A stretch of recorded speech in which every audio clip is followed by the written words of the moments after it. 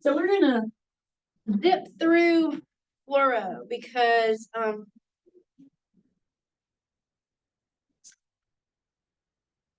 we go. Because as you've probably seen in the Mosby book, there's a good bit related to fluoro. Definitely like the diagram of the image intensifier. I feel like it's important to know, to understand what's happening in the image intensifier. Let me see if the clicker's in here. If it'll work.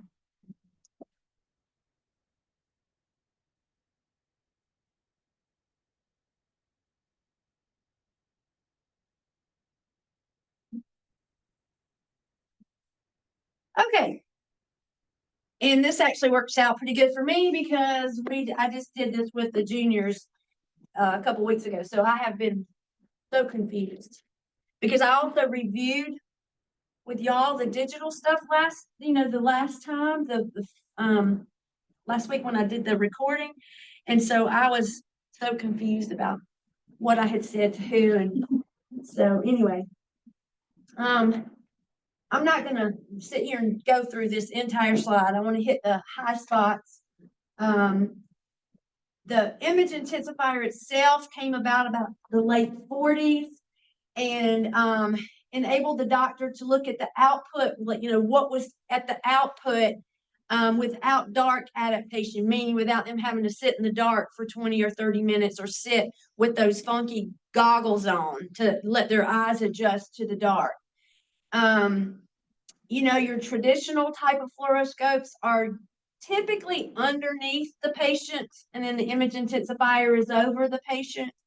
They all have a 5-minute timer and a cumulative timer. So the 5-minute timer is just basically to warn you, hey, lets everybody in the room know, hey, we've had 5 minutes of fluoro.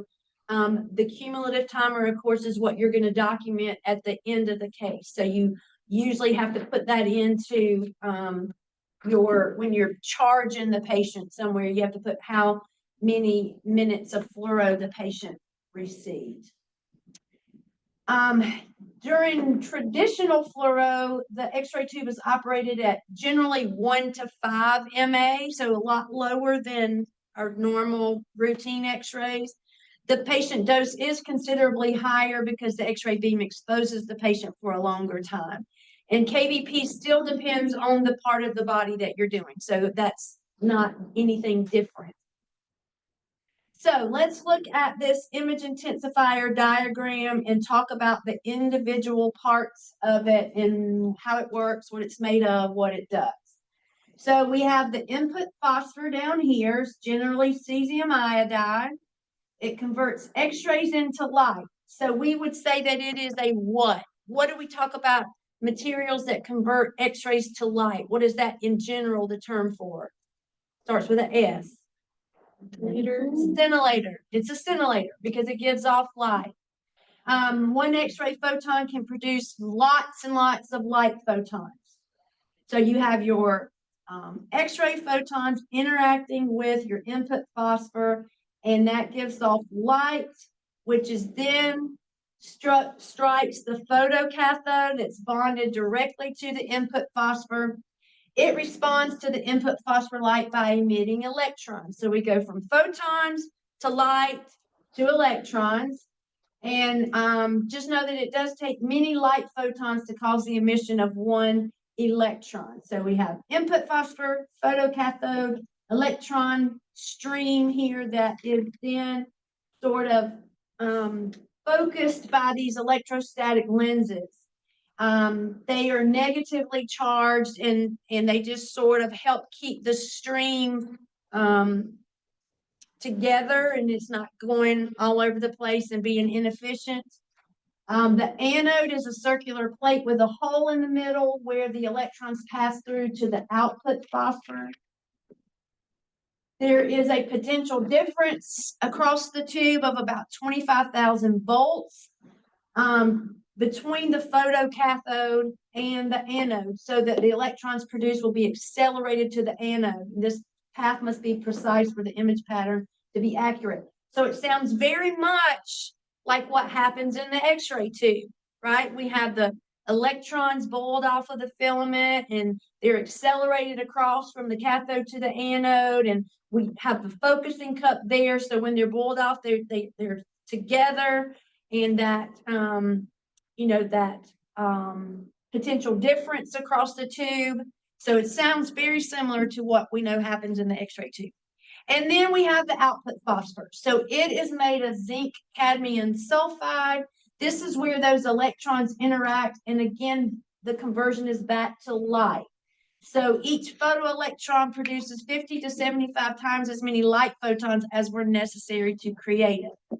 So here's a summary of what happens in the image intensifier. I think this is a good slide to sort of get your brain around.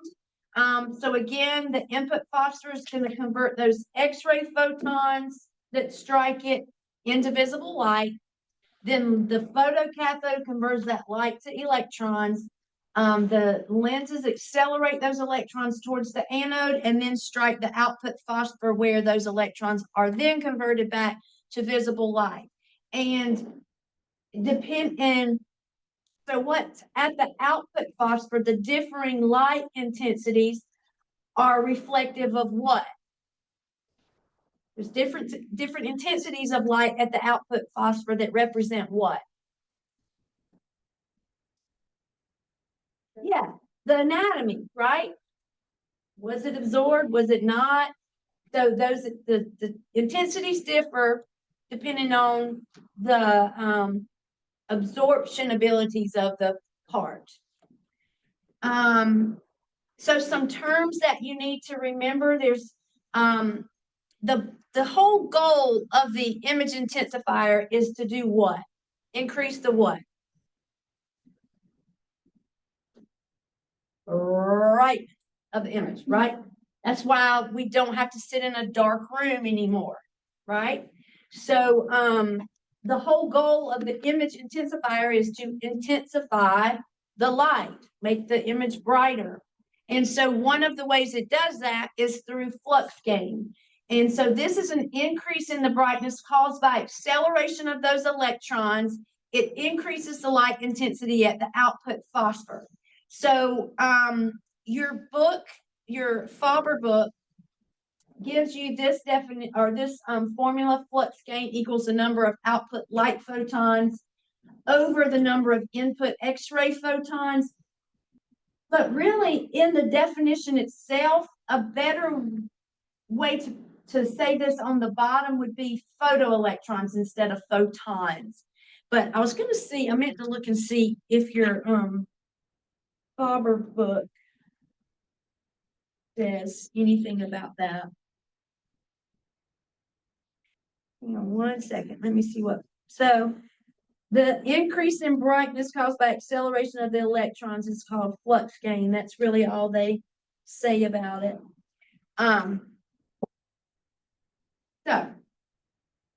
So the flux gain is due to the gain that we get because of the acceleration of those electrons. Then minification gain is the other way that the image intensifier brightens the image, and it's due to the increase in brightness or light intensities due to the reduction in the size of the output phosphor compared to the input. So we know the input phosphor is much bigger than the output phosphor. The output phosphor is generally about 2.5 centimeters. So that's pretty general. So it's similar to the way you get an increase in brightness when you go from having a flashlight this far from the wall and oh, I just jumped on its own, and you get it closer to the wall. Oh my goodness, y'all. I'll see, I wasn't anywhere close to that thing. But anyway, how when you go from having the light spread out from this far to getting closer and how the intensity of the light increases, that's what minification gain comes from, is because you're taking the brightness that was at the input phosphor and now it's being minified to a much smaller output phosphor. The magnification gain you figure out by determining the diameter of the input phosphor squared over the diameter of the output phosphor squared. Brightness gain takes both of those things into consideration. So brightness gain is just the product of minification gain times flux gain. Now, I don't think that the registry would ask you a question like, okay, what is the typical brightness gain? But if they did, I would go with what your Mosby book says, which is 5 to 20,000. That's what's in Queen Carol's book. That's what's in your Mosby book, or that's what was. Let me make sure if it's, yes. Total brightness gain ranges from 5,000 to 20,000 and decreases as the tube ages. So anyway, I really don't think they're going to ask that because you can see that all these books differ. Bouchon, Carlton, those are big major authors. Your Faber book, I'm not sure what it says. A newer term that's sort of taking the place of this overall brightness gain is called conversion factor. And it is a ratio of the luminance of the output phosphor. So how much light is coming off the output phosphor compared to the input exposure rate. So this one is something that you actually can measure. And I believe that's why they use this now, because we can measure luminance, that's candela per meter squared. We can measure input exposure rate, that's how many MR per second. That's something that can actually be measured. Overall, it's generally roughly equal to about 1% of the brightness gain. So conversion factor is more what you're going to see rather than some of these older terms. The greater the conversion factor or brightness gain, the greater the efficiency of the image intensifier. So just know that your conversion factor, again, is equal to your brightness gain times about 0.01 or 1%. Geez Louise, that thing is just crazy. Okay. Any questions about the general makeup of the image intensifier, what the different parts do, anything related to that? Could you label it if you had to? That's what you need to ask yourself. So make sure that you look at either the picture here, or there's also one on page 63 of your Mosby book there. It's just real generic, but if you can at least label that, I think you would be fine. Okay. Automatic brightness control, ABC, maintains the overall appearance of the fluoroscopic image, meaning the contrast and brightness, by automatically adjusting the KVP, the MA, or both. So you know that when you are fluoroing and you're moving up and down the patient's body, that brightness fluctuates, right? So this is a way to try to for the techniques to vary depending on the part of the body that you're over. And maintain that so that you don't get so much of that fluctuation in the brightness. It's also known as automatic brightness stabilization, automatic exposure control, automatic dose control. All of those things are talking about the same thing. That's when the actual technical factors are varied to control the brightness. The one that is electronic is called automatic gain control. So it's not the same as the ABC. It's electronically controlling the brightness rather than varying the exposure factors themselves. Does that make sense? So it's all trying to do the same thing, but this one does it a little differently. This is actually an electronic control rather than a change in the MA or the KVP.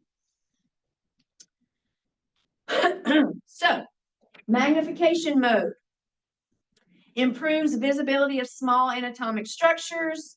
It's done by changing the voltage to the electrostatic focusing lenses. It's by increasing that voltage. The focal point is shifted farther from the output phosphor. only the electrons from the center of the diameter are incident on the output phosphor. It reduces the field of view, but the image is magnified. So in other words, you're seeing less of the anatomy, but what you're seeing is bigger, right? So when it says the field of view is reduced, so you're not seeing as much, but what you are seeing is now being magnified. And if you look back in your Faber books, there's pictures of this, but basically what magnification mode, and I said I wasn't going to reteach all of this, but so magnification mode happens because instead of using the entire input phosphor, like let's say it's a 25 centimeter input phosphor, let's say only 17 centimeters of it is being used when you're on magnification mode. So when it says only electrons from the center of the diameter incident on the output phosphor, it's not using the edges of the input phosphor, it's coming in. And if you went even more magnified, it would come in even more. So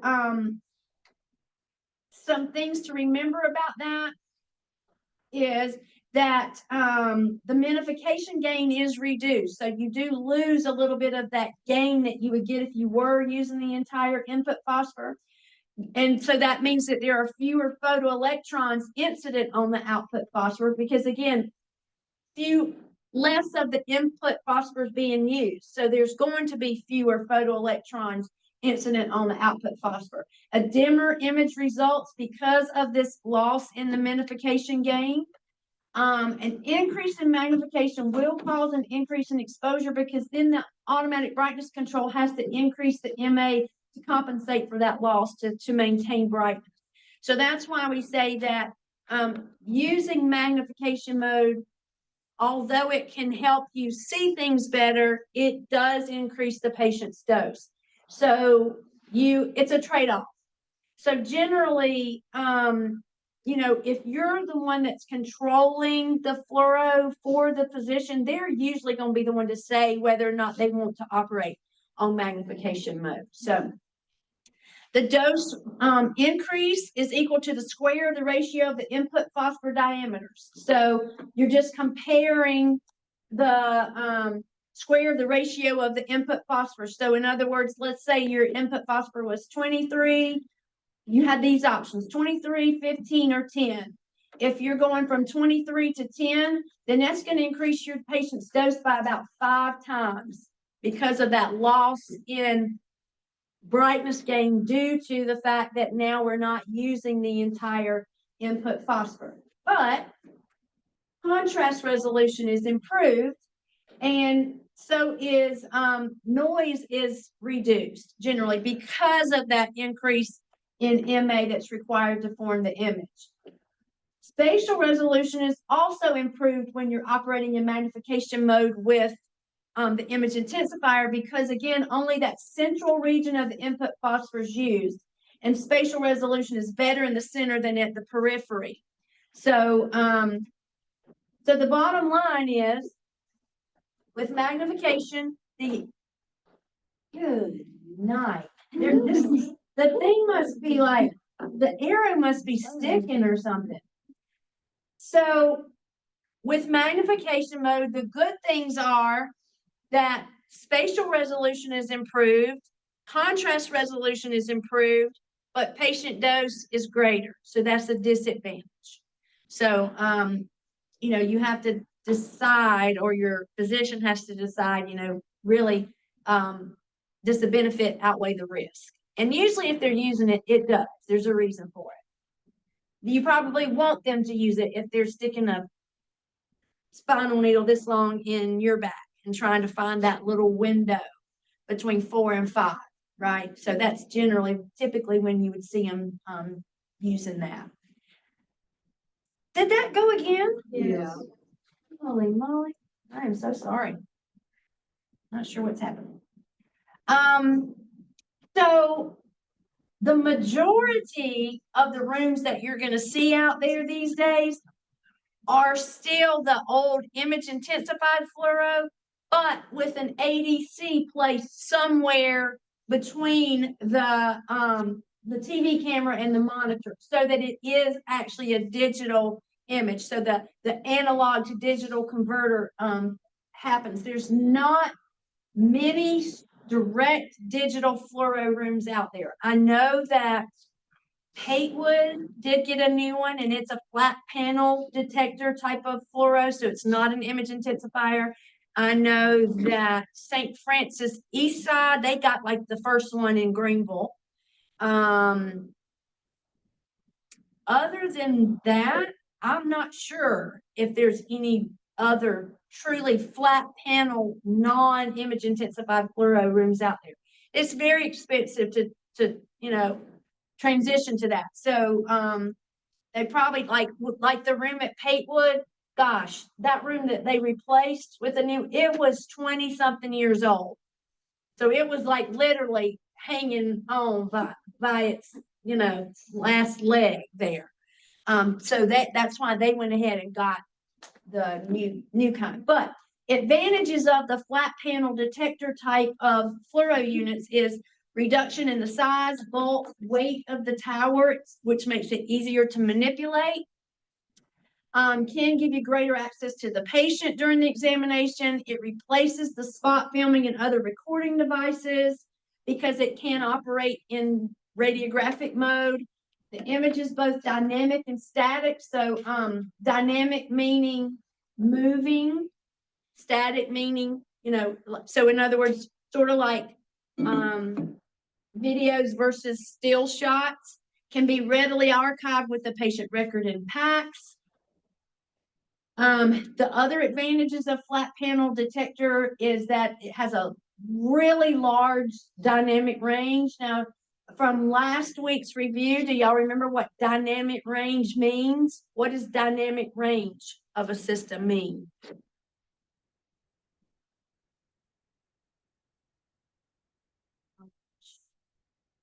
Close. It is how the response of the detector to radiation. So the ability of your receptor or your detector to capture response. So that is really big with flat panel detector type of technology. In other words, it takes very little exposure to begin to get a response. So that's better here with flat panels than with image intensifiers. You don't have that pin cushion distortion because it's dales in rows and columns. Do y'all remember what that pin cushion looked like? And it comes because with image intensified fluoro, what's the shape of the input phosphor?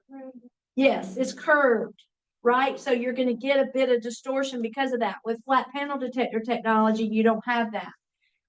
No vignetting, which is unequal brightness at the periphery. Again, that you got with the input phosphor because of its shape. So the edges, you would get that vignetting or that loss of brightness along the edges. It's 50% lower radiation dose to the patient, which is great. And you can improve signal to noise ratio through the process of binning, which is just like where individual pixels are basically merged into a super pixel.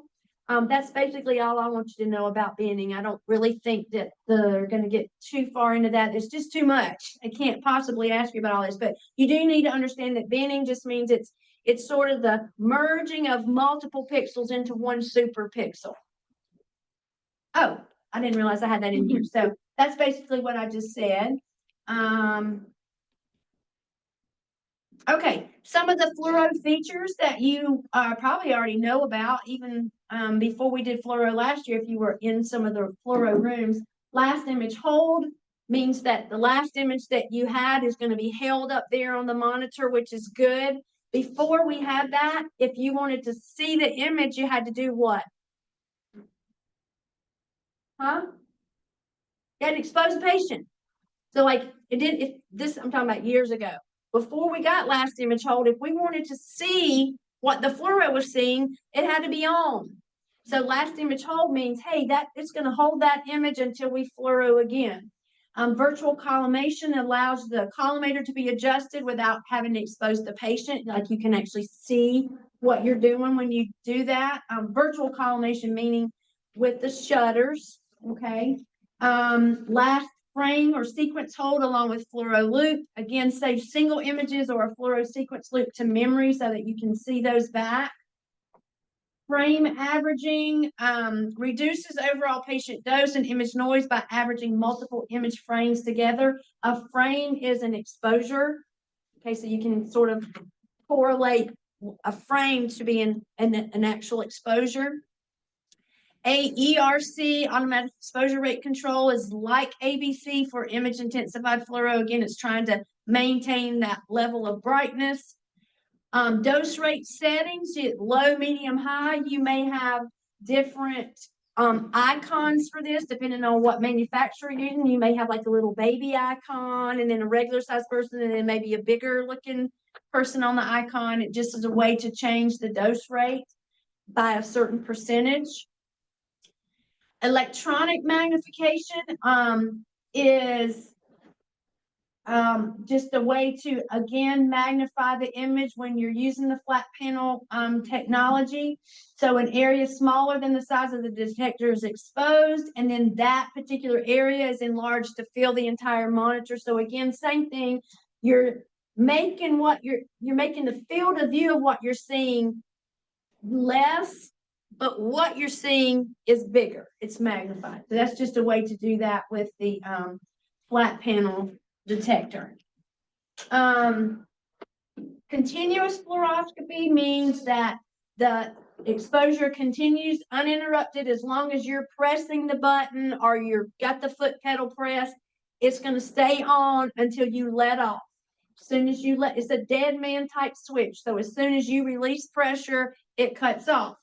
Pulsed fluoro is not continuous. It has gaps of no exposure. So it is a way to decrease patient dose. So for example, in this picture, you can see that this would represent like a continuous. Here would be pulse. Your pulse width is how long is each whoops, it just jumped on itself. Okay. Pulse rate is how many pulses or exposures occur per second of operation. Pulse width refers to how long each exposure or pulse lasts. Each exposure creates an image or a frame. That's what I was talking about earlier.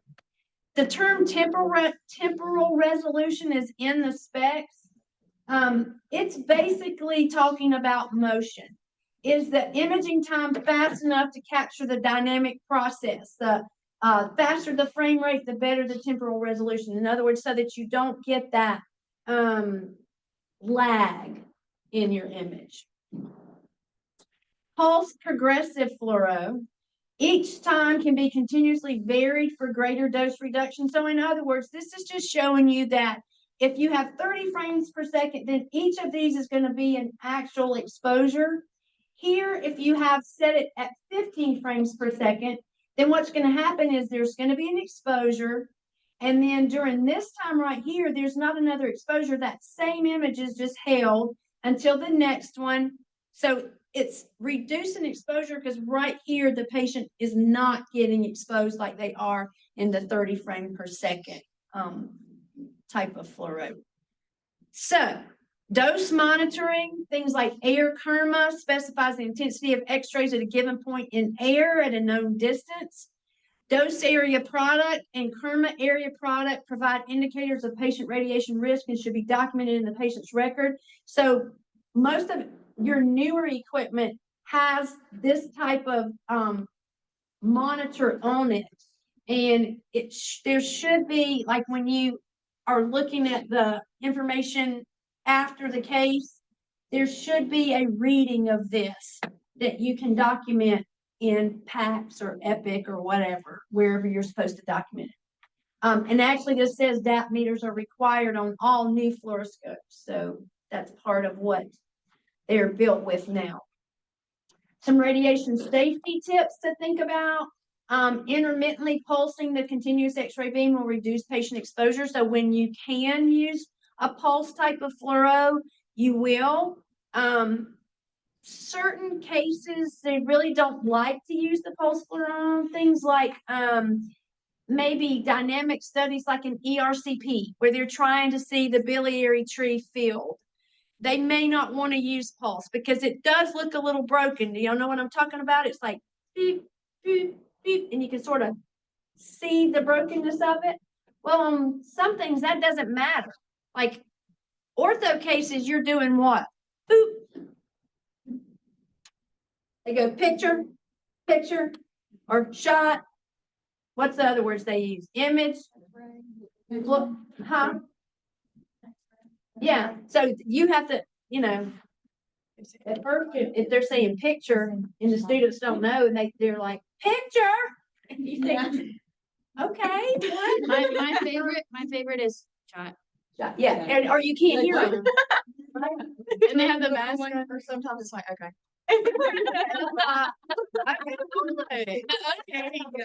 So they think we can read their minds, but And then they get those cases, really and truly, most of the time, they're not even a minute of fluoro, are they? They're just, you know, because they are pretty much aware, and it doesn't take, once you get set and you're not having to move it a whole lot, it doesn't take but just that one flash for them to see what they need. Time, distance, and shielding are still your best friends. So if you don't have to be right up on it, like in the fluoro room, don't live underneath the fluoro tower with the patient if they don't need you. Okay, if they need you, it's one thing. If they can't hold the cup of barium, they're elderly, they're shaking, whatever, that's one thing. If it's a baby, that's one thing. But if they're able, then don't stand at the head of the table. Where would be the best place to stand? 90 degrees from the Or behind the radiologist, if they're the ones fluoroing. Because then it gives you not only if you have the curtain up, it gives you that, it gives you their apron, them, your apron. Surely to goodness it can't get through all that, right? But that's not always possible. Let's see, maneuvering the equipment or patient to distribute the radiation exposure over a wider area of skin will minimize the patient's dose. And sometimes that's possible and sometimes it's not. It means, in other words, if you can move the machine a little bit, it's better than just sitting over one spot. But again, this is talking about when you have it on continuous and like you're on a lot, like we used to be for pacemakers. These ortho cases, they're getting very little because of this, just the tapping of it. Let's see here. The intensity of, so this is something that you do want to memorize because I feel like that might be a question that might be asked in some way.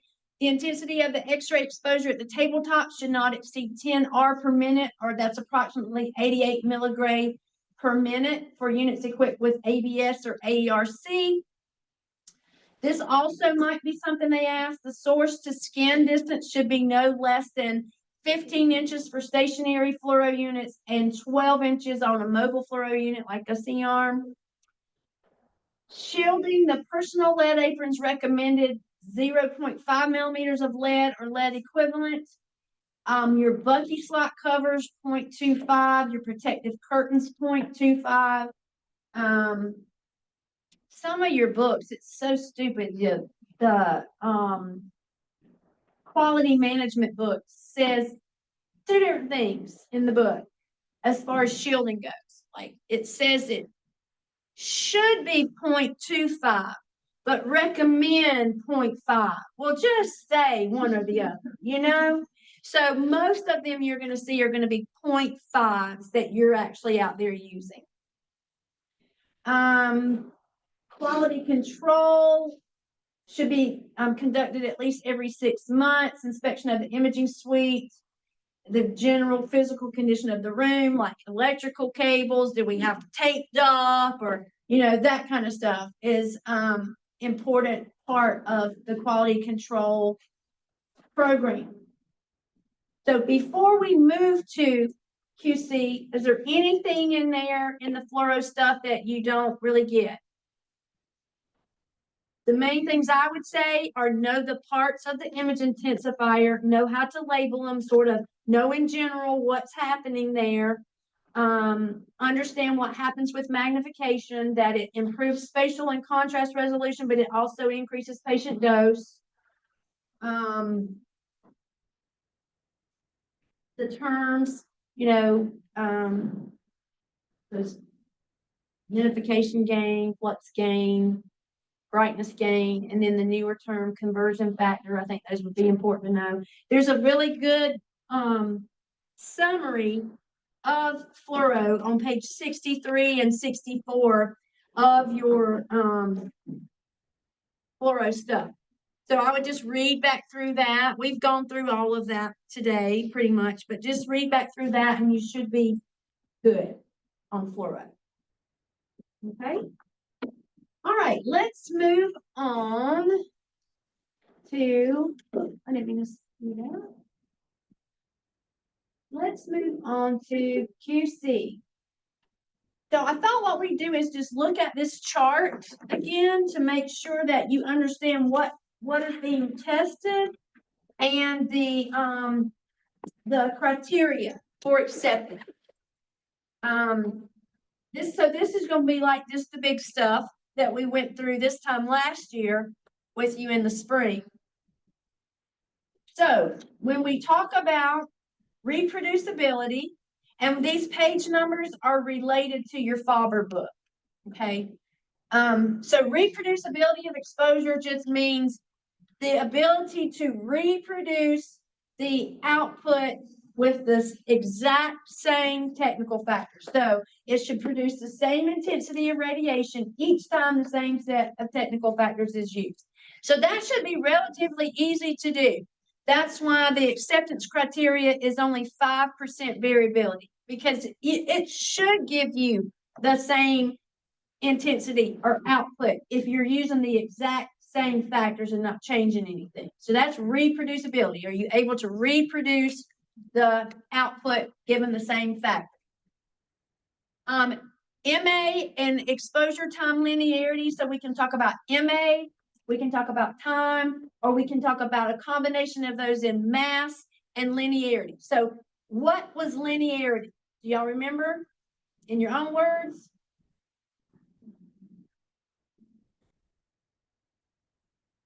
Increasing the mass. Do something. So like if you doubled the mass, what should that do to output? It should double it. It should have a linear or a proportional response. So this says sequential increases in MA or time, or a combination of both, should produce the same sequential increase in exposure measured. So if we doubled MA, output should double. If we doubled time, output should double. And so the variability in that is 10%. So it's a little bit more flexible than the reproducibility. All right. Reciprocity. Somebody in your own words, tell me what reciprocity is. Million time settings That equal what?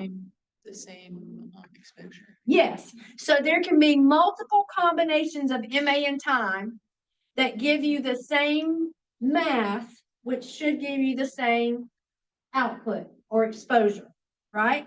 So same mass being selected, but with different combinations of MA and time. Radiation output should be the same as long as the KVP is constant. So remember, you're not throwing in another variable. If the KVP is the same, then it shouldn't matter if you use 100 MA at 1 second or 50 MA at 2 seconds, right? It shouldn't matter. It should still give you the same output. And that is also 10%. All right, timer accuracy. So for times that are greater than 10 milliseconds, we say 5% is the variability. So less than 10 milliseconds is a little more flexible. It's 20%. That's just because that's a very extreme. Okay, very sorry, y'all. I'm so nasal. It's difficult to accurately set times that short, right? So it's a little bit more lenient. And so it's 20% for times less than 10 milliseconds. Light field, radiation field alignment or congruency. So what does that mean? The light field and the radiation field should do what? be the same. They should be congruent. They should match up. In other words, where your light is showing, that should be where your exposure field is. Now, do you remember how that can get off a little bit? What can happen? What's like one of the most common occurrences to make that be off? What is up in there? The mirrors. The mirror that reflects the light field, right? You know how we jerk on the things when we hit those hard stops? You know, you're trying to get it to go quick across the room and it almost gives you whiplash because it hits that hard stop. Those kind of things can loosen things up in the tube. So those mirrors can shift a little bit so that where the light is being projected might be off a little bit from where the actual radiation field is. So it's important that those are congruent. So we say that that has to be plus or minus 2% of the tested SID. Yes. Are you gonna go over what tests we do to like figure that out? Like, do we need to know that? Like the little. No, y'all don't know. You just, what I think you need to know for the registry is these numbers. Like, Okay. what are the criteria? And if you Some of look, the ones on Radtech Boot Camp asked me about that. yeah, They're like, what test would you do for whatever reciprocity? Yeah. oh, yeah. So like, what would you do to test for reciprocity?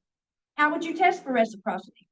You would shoot the same exposures for different. Yeah, you would shoot, let's say you would shoot one at 100 MA times a second, one at 50 times 2 seconds, one at 200 at half a second, and you'd see if you got the same output. But That would be you don't think it'll ask about like how to. formulas.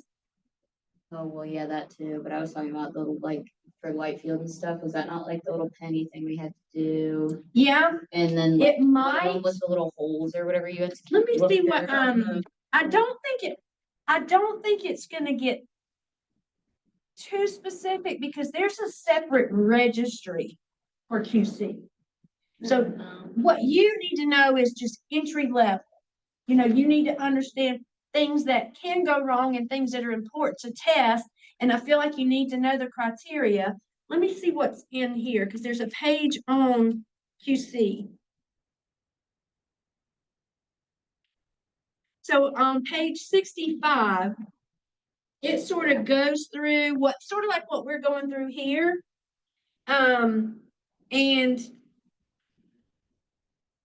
tells you what the test is testing for and what the criteria is, but it really doesn't get into the specifics of how do you perform the test. So I don't think they will. Now, if they were going to ask about one, it might be the 9-penny test. And if you remember that, all you do is put a penny on the outside edge of the collimation and one inside, outside, inside, outside, inside, outside, inside on all 4 sides. And then you put 1 penny somewhere as a reference, like orientation reference. That's it. And so if they showed you a picture, and I didn't pull that up, but I can if you want me to. If they showed you a picture, as long as your light field is not off a whole penny, then it passes. But like if both pennies are showing up outside the light field, it failed. You remember that? So, but I don't think they're going to get that specific into how exactly do you do the test. I don't think. I feel like if they were going to do that, Mosby would say, add all that stuff in. But I think if you look at page 65 in this chart, do y'all still have your charts, I hope?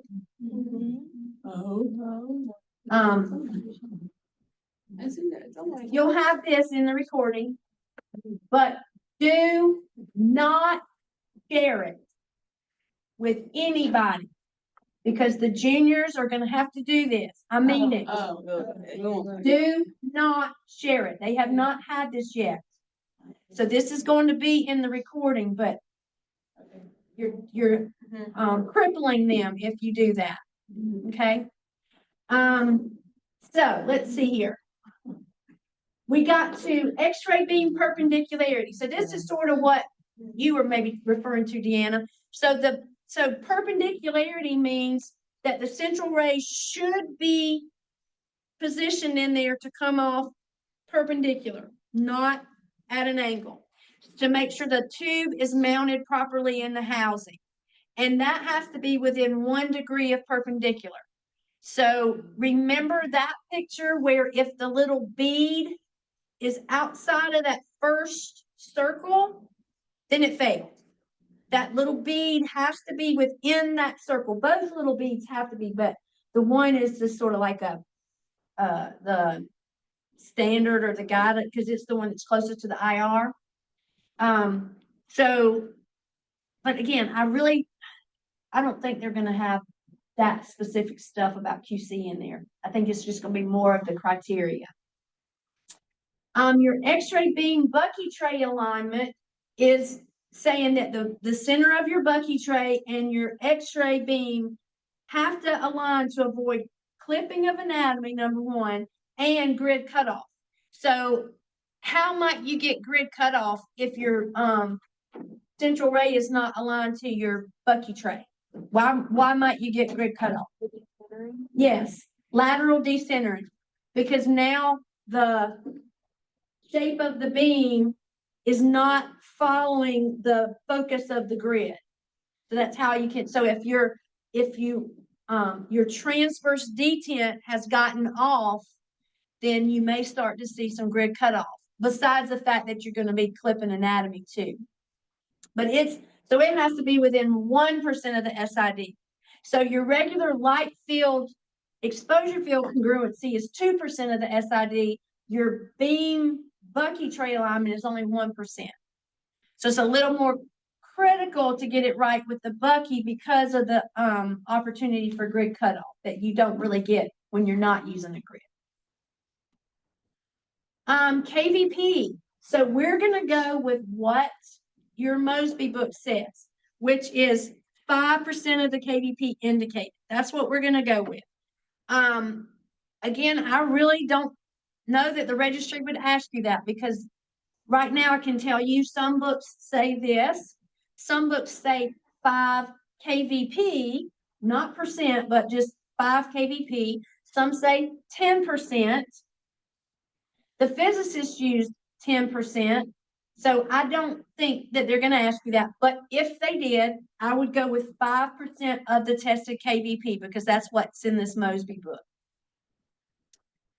Half value layer. So half value layer is the amount of material or filtration that reduces the exposure rate to 1/2 its initial value. So at 80 KVP, that's 2.3 millimeters of aluminum or aluminum equivalent. At 60 KVP, it's 1.3. So that very well may be asked, because it's pretty important. Half value layer is a way to measure the penetrating ability of the beam. It's really the only accurate measure of the penetrating ability of the beam. Focal spot size is again talking about the area of the anode that's bombarded by those electrons coming from the cathode. If we are less than or equal to, that says less than or equal, but then that's got 0.8. But I would say less than 0.8, it can't bloom any more than 50%. So 150% of the specified focal spot size. So remember, blooming just happens over time as the equipment ages and wears. 8 to 1.5 is about 40% blooming, and greater than 1.6 is about 30%. Then we just talked about this one with the fluoro stuff. The dose should not be more than about 88 to 100 milligray air per minute, or 10 R per minute. That's the maximum entrance exposure rate to the patient.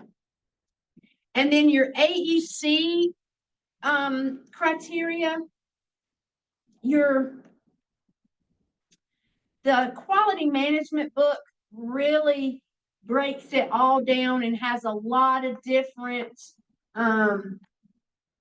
criteria depending on if you're talking about with changes in KVP, or you're talking about density settings, or you're talking about photo cell selections, not your Faber book.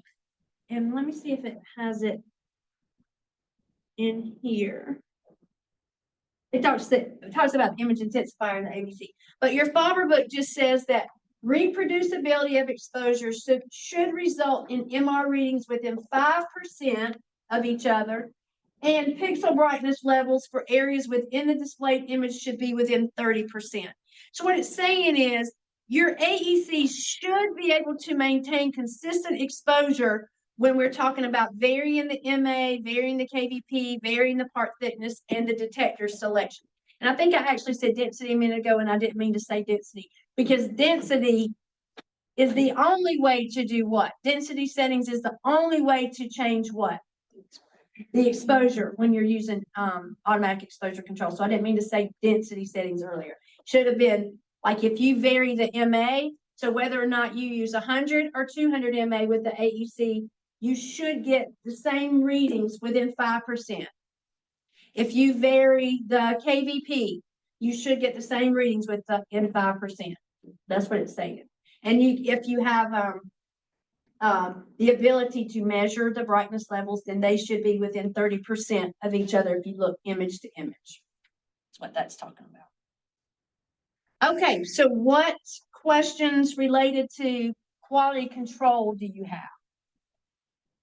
Unfortunately, that's just a lot of memorization. That and the radiation biology stuff, a lot of those is just memorizing numbers. So,